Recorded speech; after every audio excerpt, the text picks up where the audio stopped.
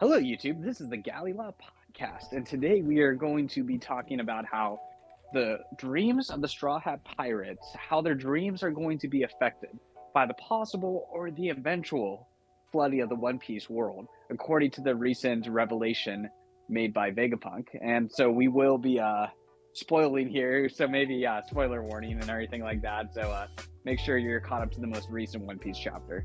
So. Now let's start this off basically. So let's just maybe go with kind of the more smaller dreams real quick, I guess. But with the world flooding, or not smaller dreams, but I'm just thinking like kind of more like the weakling trio. But Yeah. how would Chopper's goal of being like, how would Chopper's dream like be affected by it? How would you think about that? So I just want to say, I think eventually we're gonna get the lowering of the seas to kind of unveil all the ancient world and their technology. I think that's ultimately going to be the end game. So from that perspective, I mean, Chopper chose like the hardest dream out of all of them. When I was looking through them all, I'm like, to cure every disease in the world, like, I think if he has access to all the old technology, that would make it a lot easier. Yeah. But yeah. Yeah, because I would say I think this would correspond well with a similar criticism I have with Zoro's dream and with Chopper's dream is that we haven't met that many great doctors or great swordsmen. So it's hard for mentorship and it's hard for challengers to push them to their best abilities. So I think like that's kind of one shortcoming, and the only thing that leaves you left is like finding the old sources from the Void Century to help you become the best doctor. Yeah. Which is very possible because it says that civilization with the D clan was more superior than the previous civilization. And also, please like and subscribe if you have not, to leave a comment to give your thoughts on this stuff. I forgot to add that at the beginning. So let's then move on to Usopp's dream, to be a brave warrior of the sea. Well, obviously, if the sea becomes more abundant and things like that too. I don't really think too much would change. But maybe he can learn more about the Void Century through the Giants and things like that too. Yeah, I think his is going to be the least affected. His and Zoro's, because they're more like combat based. Yeah, I think he can learn more about like the ancient lore and things like that, and maybe that's like inspiring to him. But that's about it. I feel like Zoro's, you're right, would be one of the most least affected by this ending. Ending outcome and things like that. And then how about Nami making a map of the world? So also in like what I ultimately predict, I think the red line's gonna come down, and that's all around the world. So like with Vegapunk, what he said in the last chapter, that as of like the current world that they're in, it's hard to get from island to island because of all the water. So I think with this, it would be easier for her to make that map. Yeah. No, yeah, that's a good point. And also she would have to be the first one to really make a big extensive map too, because like the world would change, So that would kind of be up to her, and with her vantage point with the crew and the resources of the Yonko Straw Hat as the Pirate King and all this stuff, it would give you more resources to basically know more about the world and to write a better map of the world, like the new world, basically, quite literally the new world, so yeah. And also the Straw Hats are the unique ones who will go to Laugh Tale and to conquer the Grand Line to have all that information to make this map, so I think that's a good point there. Okay. Frankie. I mean, his is pretty straightforward. His and Nami's are kind of similar. Yeah. Because it requires like the whole world. Because his main thing is to travel on the Thousand Sunny to the end of the Grand Line. Yeah. No, I mean, it would just kind of bring more meaning behind his dream and things like that. It would be more of a cool adventure. I think like that too, with the changing landscape and all the rest, So I think that's kind of a good point there too. Okay, and then what about Robin? What are your thoughts there? So Robin's is probably like the prerequisite to all of this, because I mean, she's kind of fulfilling it now with knowing the true history of the Void Century. She's getting tidbits, but I don't think we're gonna see. Vegapunk's not gonna tell us everything, because he even said he doesn't know everything. Yeah, right. But yeah, I think knowing about the Void Century and everything is gonna come like almost simultaneously with Luffy finding the One Piece, because that's where Roger found Joy Boy's story. Right. And as things change more and more as the adventure goes, she'll learn more and more as well. And who knows, maybe her knowledge at the end will help affect how the world is formed and everything, like preventing certain calamities from happening and all the rest, which can then affect the actual very landscape itself, and also preventing the ancient weapons from doing their terrible stuff, Yeah. Well, so I mean, I think the ancient weapons are the key to they're the key to like taking down the Red Line and kind of unifying the world, because like I agree. Yeah, because like what Vegapunk said in the latest chapter, I think it's 1116, there's a reason why Joy Boy kept him around. But they can also be used negatively too, right? So that was kind of more the point, like, so using her knowledge to prevent it, because we also have Pudding on the table now with the Blackbeard Pirates, who are probably going to use her information to use those weapons in a negative way, if they get a hold of them.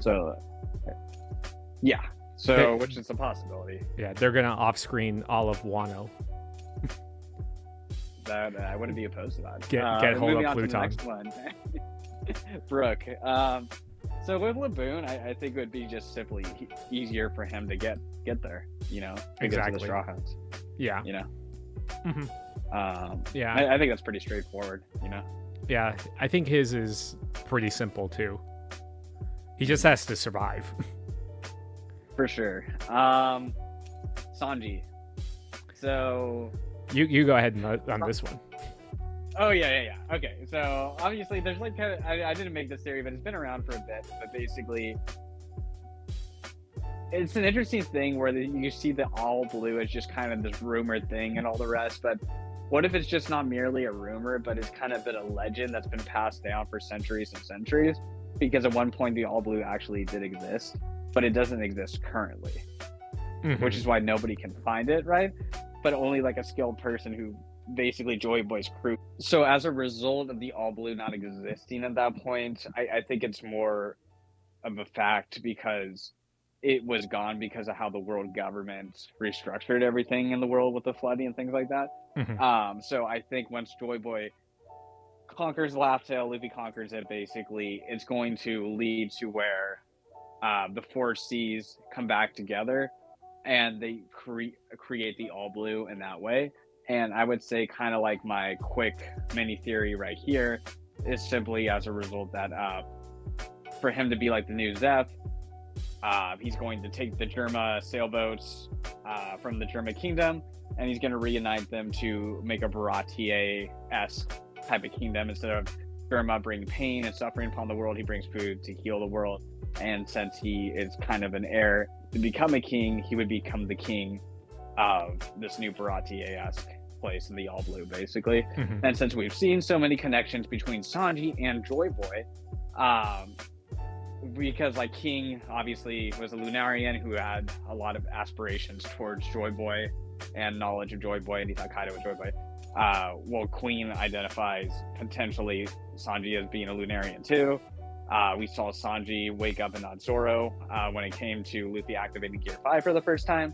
So I think there's like a lot of interesting potential where once Joy Boy achieves his dream, it leads to Sanji achieving his dream as well, because we're starting to see more and more interesting elaboration on his character as a destiny that's wedded towards Joy Boy and things like that too. Mhm. You know, Yeah. as one of the wings of the Pirate King and all that jazz. Yeah. Mhm. Yeah. I agree for the most part on that.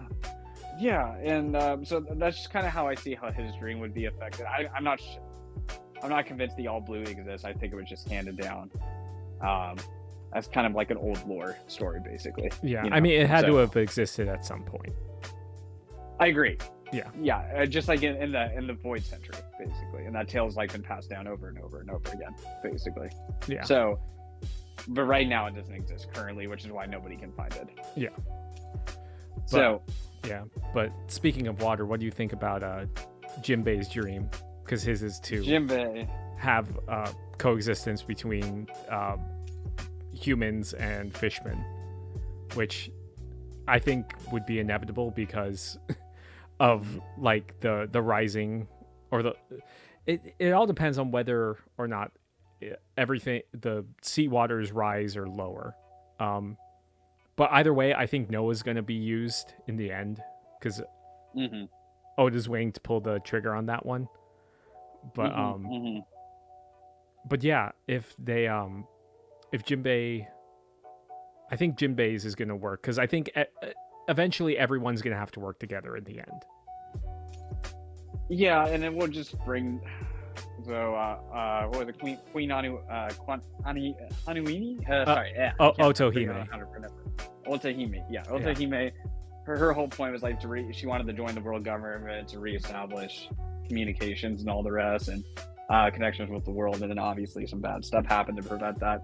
So this would kind of forcibly bring it back, and obviously Shirahoshi would probably have a role too, and reuniting them as well, you know? Yeah. So, yeah, which then leaves Luffy. Yeah. Unless I'm forgetting someone, which I don't think I am. No, I think we've touched on everyone's. Yeah. BB? No, I'm joking. No. She's going to join, trust me. So, Luffy. I think it brings more layers to what his dream is going to include and how it's going to be more sea-oriented, and how... You know, it's going to be him running away, conquering both the sea and the land, and I guess it just brings more themes and layers on a narrative level. But it's still Laugh Tale, it's still taking down Emu, it's still taking down Blackbeard, Akainu. Like those are going to be the obstacles that are in the way. I just think maybe as the Liberator, it's going to fit the environment in such a way where liberation comes because of him. You know, so that's kind of how I see it. I think it adds more narrative weight, but doesn't really change the narrative. Maybe it adds in some more objectives to his dream, but that's kind of how I see it, at least. Yeah, it all depends on what his ultimate goal is, though, because it seems like becoming the Pirate King and finding the One Piece is just a step to his goal. So yeah, we don't know that. Yeah, but I guess by having all this power, there's that theory that he wants to throw like the biggest party ever. And if that's the case, then it certainly could happen. At the end, when everything is, when like Emu or Blackbeard or whoever the final villain's going to be is defeated. It could even be Foxy as the final villain. Yeah, right. But yeah, but going by that, I think it's definitely possible with that. Yeah, and no, I think those are all like pretty good points right there. Yeah, I mean, like you could do like a huge video on how all these like connections are gonna, and the foreshadowing and the predictions that come from the sea and Joy Boy's character. But I think like those are like the general principles that are laid out there: Liberator, bringing people together, getting rid of misery, things like that too. Yeah, I think so. I think all these revelations, specifically about the sea level, kind of puts a lot of their goals like closer, wouldn't you say? Mm-hmm. I think that's what the point of this is. With the exception of Zoro, I guess. You know. I mean, Zoro and Usopp are mostly like combat based, so I mean theirs could be achieved regardless of what's happening. There might be like a requirement of him learning about some ancient figures, you know, because him it's like a courage bravery thing, you know, and I think learning about the ancient history can help him. I mean, unless you could say Zoro learned some ancient history Zord technique that he kind of copies like he did like with Kinemon, you know, and just immediately learns it. I mean, that's like the only way I can see how it's going to directly pertain to his dream, you know, because and I'm not trying to be insulting, but it's just like that's just kind of Oda has made this lore for swordsmen pretty shallow, you know. I mean, even Wano, it didn't really add that much depth, you know, like we did get you know, we did get Nostro cutting like an island in half, so maybe he's gonna be one of the opponents. But yeah, I guess that's kind of indirectly linked to the Void Century and the flooding, but it's like not really. I think like Zoro is the hardest to establish a connection between how his dream will be affected from all the rest, you know. So yeah, you know, which is too bad. But I don't know. I can be proven wrong. I've been proven wrong before. So just writing ability on that. So yeah. Yeah. So, but I'd say that's about it, though. Do you have any more other closing thoughts? No, I was just kind of mulling this over, and kind of thought, oh, yeah, I think this brings everything closer together with the revelation of these past couple chapters. But yeah, for sure. All right. Well, please leave your thoughts below, everyone. Like and subscribe. Yeah, just leave your thoughts on how do you think the world flooding would affect, and just basically the end of the series in general, how it's going to affect the dreams of the members of the Straw Hat crew. Yeah, so just give your thoughts, share below. We're going to have Jujutsu Kaisen review and probably another One Piece related video before the next chapter review coming out later this week. So yeah, that's it. And so thank you all for listening. We will see you all guys soon. Peace. Bye.